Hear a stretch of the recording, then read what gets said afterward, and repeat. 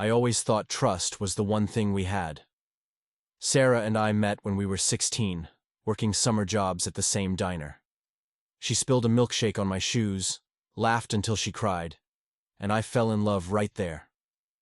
12 years of marriage, 2 kids, a house with a mortgage we could barely afford but made work anyway, because that's what you do when you're a team. Or so I thought. It started with the yoga. Sarah had always been active, but after our youngest, Liam, started kindergarten, she threw herself into it like a religion. 3 times a week, 7 a.m. sessions with this new coach, Jake. He's amazing, she'd say, stretching in the kitchen while I scrambled eggs for the kids. It's not just poses, it's about energy. She'd say words like chakras and mindfulness while packing her gym bag, her voice lighter than it'd been in years. I was just glad she was happy. Then the phone thing happened. We were at Emily's soccer game. Sarah was texting someone, grinning at her screen like it was an inside joke. When I leaned over, she tilted the phone away. "Work email," she said. But her cheeks turned pink. Sarah's a terrible liar. Always has been. That night, I woke, up to her slipping out of bed. "Bathroom," she whispered.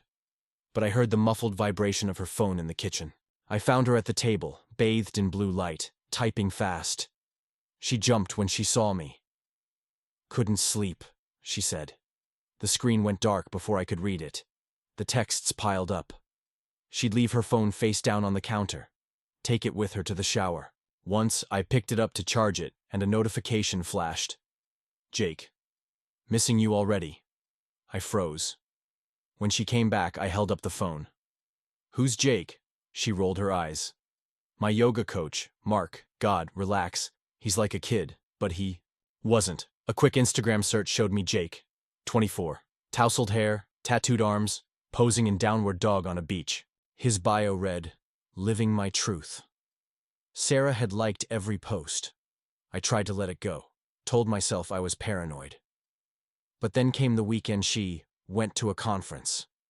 She packed a suitcase, kissed the kids goodbye, and didn't answer her phone for 2 days. When she came back, she smelled like hotel shampoo, something floral, not the herbal stuff she usually uses. "How was the conference?" I asked. "Fine," she said, avoiding my eyes. "Networking. Boring stuff." That's when I hired the PI. Frank, the investigator, was a bald guy in his 50s who looked like a retired cop. "Infidelity cases are 80% of my business," he said, sipping black coffee. "People suck." He didn't judge, just took my cash and got to work. The first report came a week later. Photos of Sarah and Jake at a cafe downtown. Her hand on his arm, his head thrown back, laughing. Another of them walking into a boutique hotel, her carrying an overnight bag I didn't recognize. I confronted her that night. "Who's Jake?" I asked again, sliding the photos across the table. She stared at them, silent for a full minute. Then the tears came. "It's not what you think," she said. "We're just close. He's going through a hard time. His mom's sick." "His mom? You mean Clara?" Her face froze. Clara was Sarah's college roommate, a woman who'd never liked me. She'd called me too basic for Sarah at our wedding. "Clara's his mom?" I said. "You've been mentoring her son behind my back?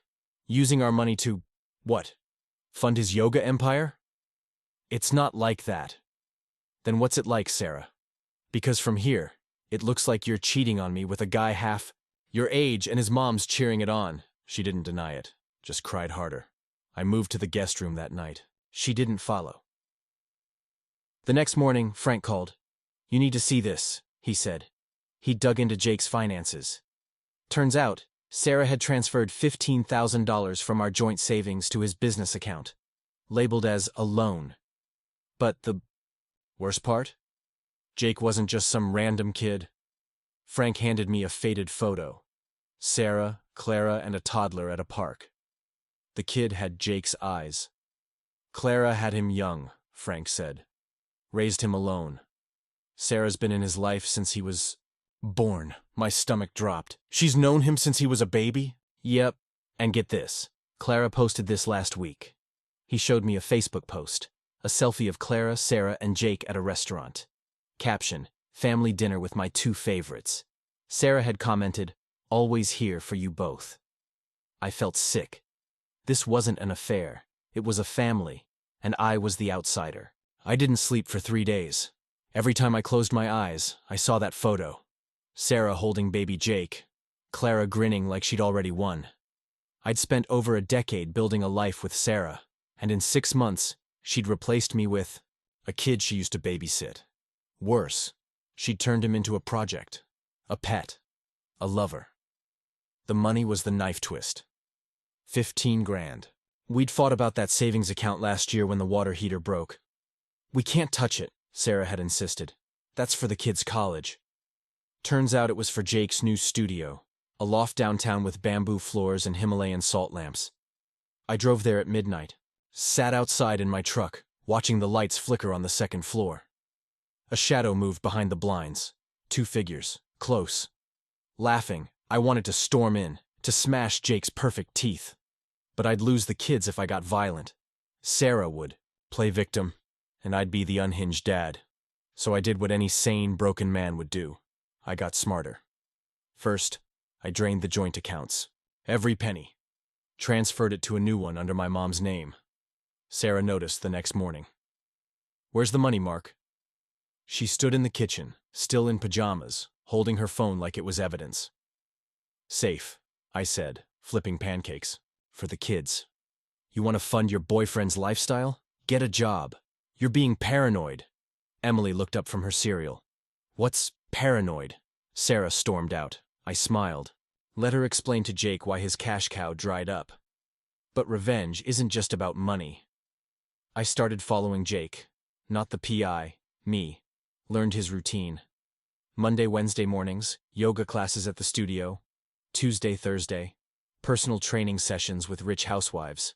Fridays, grocery shopping at Whole Foods, always buying organic kale and kombucha. And Sundays? Sundays, he visited his mom. Clara lived in a condo on the west side. I parked down the street, watching Jake's Honda roll in.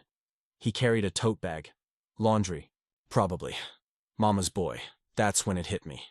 Clara didn't just approve of the affair. She'd engineered it. Sarah had always been desperate for Clara's approval. In college, Clara was the wild one, dating musicians, sneaking into clubs, while Sarah was the shy girl from the suburbs.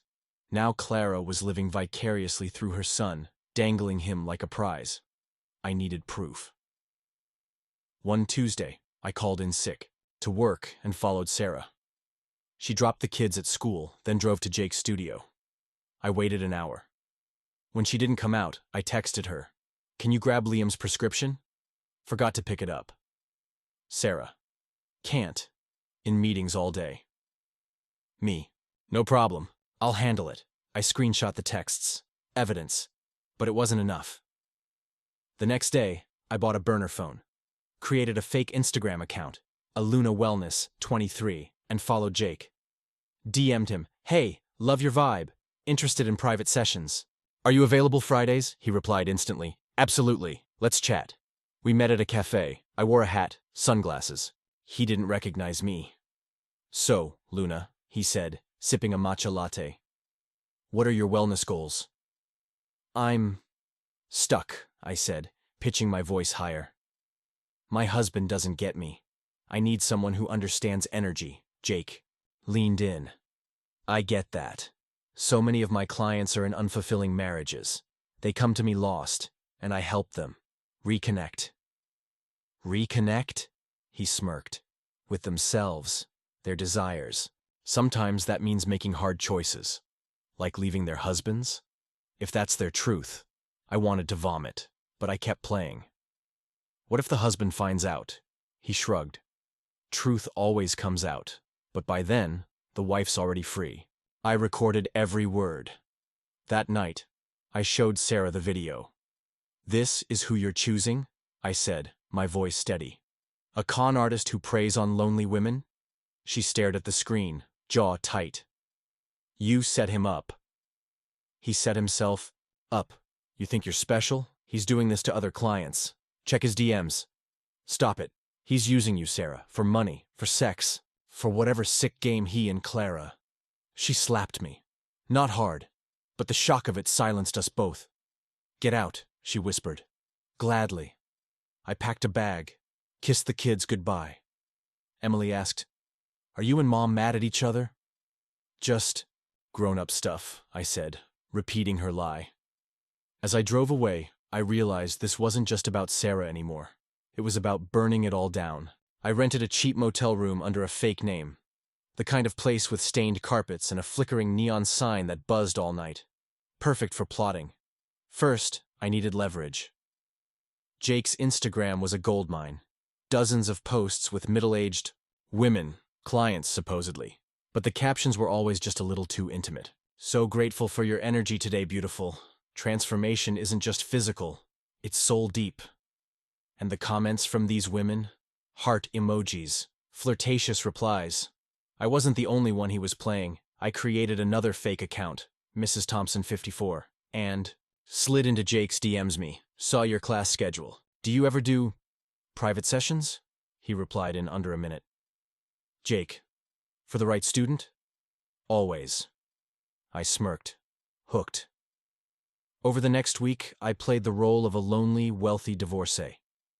Jake ate it up, sent me workout plans, meditation tips, and when I accidentally sent a blurry mirror selfie in a sports bra, his responses got noticeably warmer. "Jake, you've got incredible energy, Sandra." Me, my husband never noticed.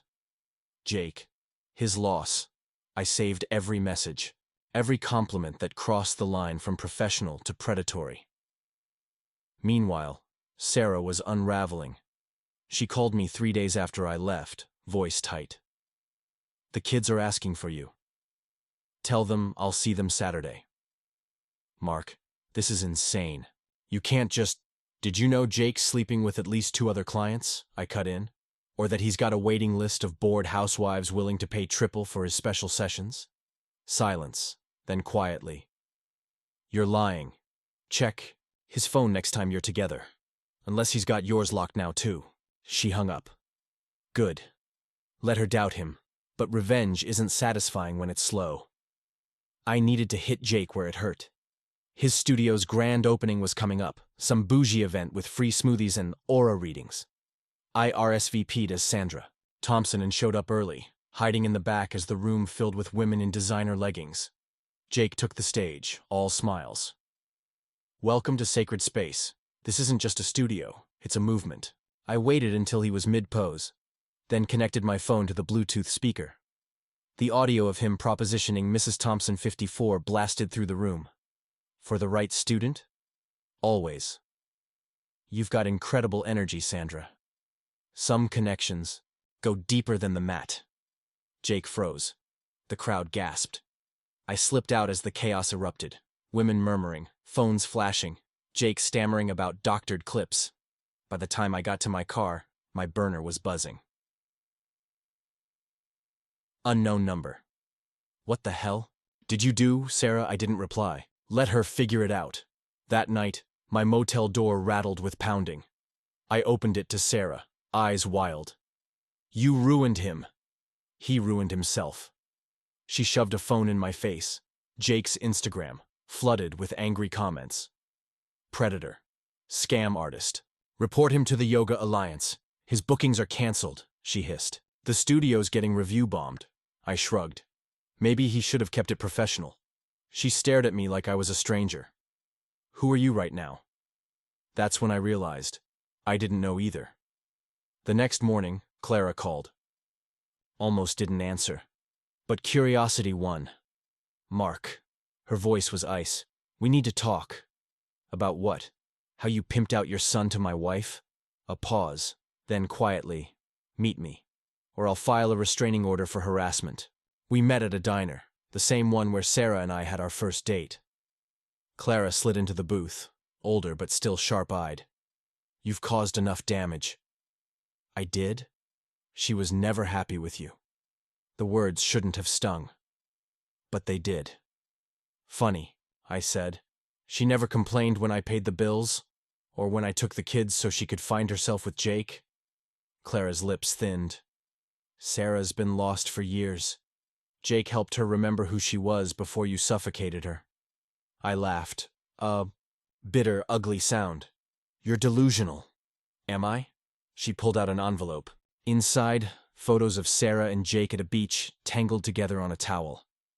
She's in love with him. My chest tightened. Then why'd she beg me not to leave? Because she's scared. Clara leaned in. But if you keep this up, she'll hate you. And the kids will too. I stood, throwing cash on the table. Tell Jake to watch his back. Clara smiled. Or what?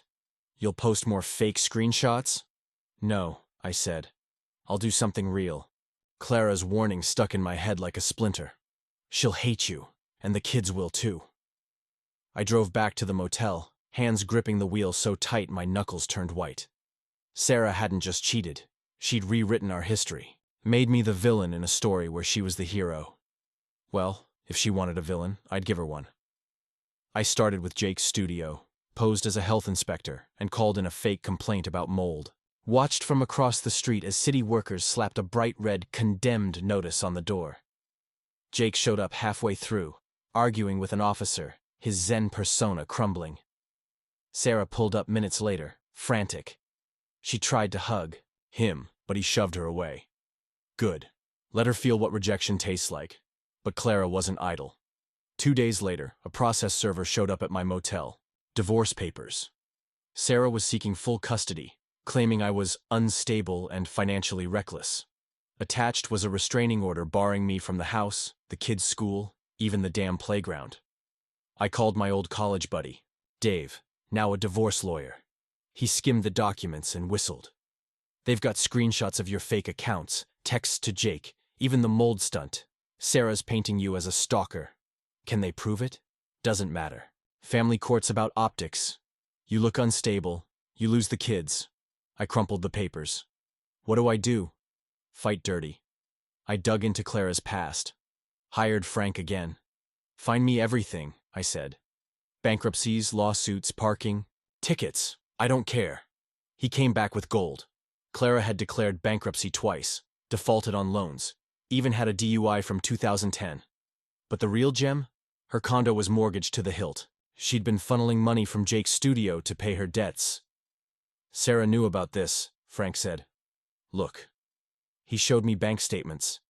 Sarah had co-signed a loan for Clara last year, $50,000, labeled as a business investment.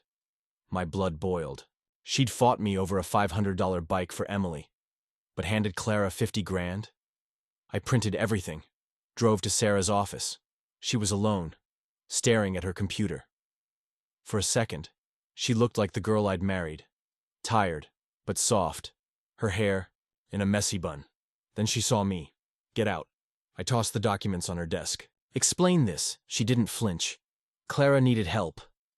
With what? Her gambling addiction. Her head snapped up. How did you... You think I'm the only one who digs up secrets? I leaned in. She's using you, Sarah. Always has. You're her ATM. You don't know her. I know she's covering for Jake. You think his studio's the only place he scams women? He's got 3 others in different names. All funded by you.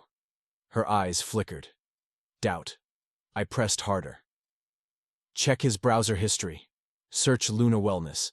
See how many times he's logged into that account. She stood, trembling. Get out. But I'd already won. The seed was planted. The next week, Jake showed up at my motel. I opened the door and he punched me. It hurt. More than I'd admit. I stumbled back, tasting blood. You ruined my life, he spat. I laughed. You did that yourself. He lunged. Again. But I dodged. Sarah's done with you, he said. She's filing for full custody Monday. And you'll play daddy? Good luck. Emily hates Kale. His face twisted. You think this is a game? No. Games have rules. I wiped my lip. Tell Clara I'm not done. When I'm finished, she'll wish she'd never met me. He left, but not before I snapped a photo of his license plate. Evidence. That night, Sarah called. Emily's sick, she said, voice flat. She keeps asking for you. My chest ached. Let me see her. You can't. Restraining order. Then bring her to the motel. I'll stay across the street. Just let her see me. A pause. Meet us at the park, tomorrow, 10 a.m. It was a trap. I knew it, but I went anyway. They were late. I sat on a bench, scanning the playground. Then I saw her, Emily in her purple jacket, clutching a stuffed unicorn. Sarah trailed behind, eyes darting. Emily ran to me. "Daddy!" I hugged her tight, breathing in her strawberry shampoo. "Hey, Bug, missed you. Mommy said you're on a trip." Sort of. Sarah stood a few feet away, arms crossed. 5 minutes. Emily looked up. "Are you and Mommy getting divorced?" The question knocked the air out of me. "Where'd you hear that?" Liam said. "His friend Max's parents got divorced, and now Max has 2 houses. She frowned. "I don't want 2 houses. I glanced at Sarah. Her expression wavered. "Sometimes grown-ups can't fix things," I said. "But you have to." Emily's eyes filled with tears. "You promised." Sarah stepped forward. "Time's up." Emily clung to me. "Don't go, Daddy." Sarah pried her away. "We'll call later, okay?" I watched them leave, Emily's sobs echoing across the park. That's when I noticed the man in the car, a PI snapping photos of me with Emily. Sarah's play. Use my love for the kids to prove I'd violated the restraining order. I texted her. "Nice move." Sarah. "You started this." Me. "I'm finishing it." Frank found the smoking gun. Clara's bankruptcy filings included a name I hadn't seen before. David Torres, a loan cosigner. "Who's that?" I asked. Frank grinned. "Her ex-husband, Jake's dad." "Jake's dad is alive?" "Not just alive. He's a felon, served 5 years for fraud. Clara divorced him when Jake was 2. I dug deeper. David lived in a trailer park 3 states over. When I called, he picked up on the first ring. "Clara?" he barked. "I told you, I ain't giving you another dime. I'm not Clara. I'm her son's girlfriend's husband." A pause, then a laugh. "Oh, this is rich. What did she do now?" "Scammed my wife out of 50 grand. Sounds about right. Clara always was a leech." "What's the deal with Jake? She ever tell you who his real dad is?" David went quiet. "Why? Just curious." He exhaled. "Kid's not mine. Clara was pregnant when we met. Some fling with a married guy, a professor, I think. She lied to me for years." My pulse spiked. "You have proof?" "Birth certificate. Hospital records. She changed it after the divorce. Send them to me." "What's in it for me?" "A chance to screw Clara harder than she screwed you." He agreed. The documents arrived the next day. Jake's real father, Dr. Richard Hartman, psychology professor at Sarah's alma mater. A quick search showed he'd retired last year. Lived in Florida, never married. I called him. "Dr. Hartman, I'm looking for Clara Mills. She mentioned you might know her." Silence. Then quietly, "Who is this?" "A friend. She's in trouble. Needs help." He hung up. I texted him Jake's baby photo, the one Clara had posted. Me. "Recognize him?" "Hartman. Leave me alone." Me. "He's your son." No reply. But an hour later, Clara called, screaming. "What did you do?" "Just connecting family," I said. "Daddy issues are rough, huh?" She was crying now. "Richard wants a DNA test. If he gets custody." "Custody?" "Jake's 24. He'll expose me. I lied on the birth certificate. I could go to jail." I smiled. "Should have thought of that before you stole my wife." Sarah showed up that night. No warning. Just pounding on the motel door. I opened it and she slapped a folder against my chest. "You win. Drop the custody fight and I'll make Clara back off." Inside were photos. Clara and Jake at a bar, holding hands. Too close for family. "Where'd you get these? Does it matter?" She looked hollow. "I'm done, Mark. Take the kids. Take everything. Just stop." For a second, I almost pitied her. Almost. "Why?" I asked.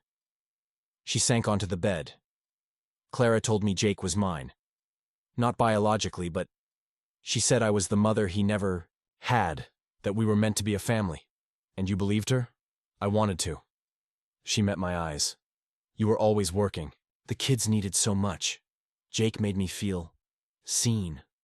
So this is my fault?" "No." She stood. "It's mine. but I can't fix it, so I'm letting go." She left the folder. The last photo was Jake and Clara kissing. I should have felt victorious. But all I felt was empty. I stood in the courtroom, listening to the judge finalize the divorce. Sarah got weekends with the kids. I got weekdays. The house was sold, profits split down the middle. Clara wasn't there. Jake either. Rumor was they'd fled to Nevada, after Dr. Hartman sued for custody fraud. But none of that mattered when I brought Emily and Liam home to my new apartment. 2 bedrooms, IKEA furniture, a balcony overlooking a parking lot. The first night, Liam asked, "Is Mommy coming back?" "No, buddy," I said. "But we'll see her Saturday." He cried into his dinosaur pillow. Emily didn't. Just stared at her iPad, silent. Revenge doesn't fix anything. It just burns the bridges you might have needed later. 6 months later, I found a letter in the mailbox. No return address. Inside was a photo of Jake and Clara at a gas station, her arm around him. On the back, scrawled in Sarah's handwriting, "They're happy. Let it go." I almost laughed. Let it go? She stole my family, lied, betrayed. And now, she wanted peace? But then I found Emily's drawing in her backpack. A stick figure family with 4 people. All smiling, Mommy, Daddy, Emily, Liam, no Jake, no Clara. That's when I realized the kids didn't care about revenge. They just wanted the pain to stop. So I stopped. You're probably thinking, was it worth it? I don't know.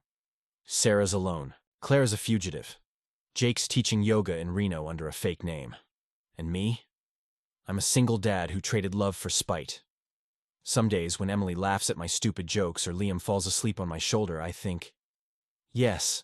Other days when I catch Sarah's empty seat at school recitals, I think, I ruined us all. Revenge isn't a cure, it's a poison. And once you drink it, there's no antidote. Don't be a Sarah. Don't be a Mark. Walk away before the fire starts. Thank you for watching to the end. This wasn't a victory story. It's a warning. If you've been here, I'm sorry. You're not alone. Check out my other videos. Maybe we can find a better way through this mess together.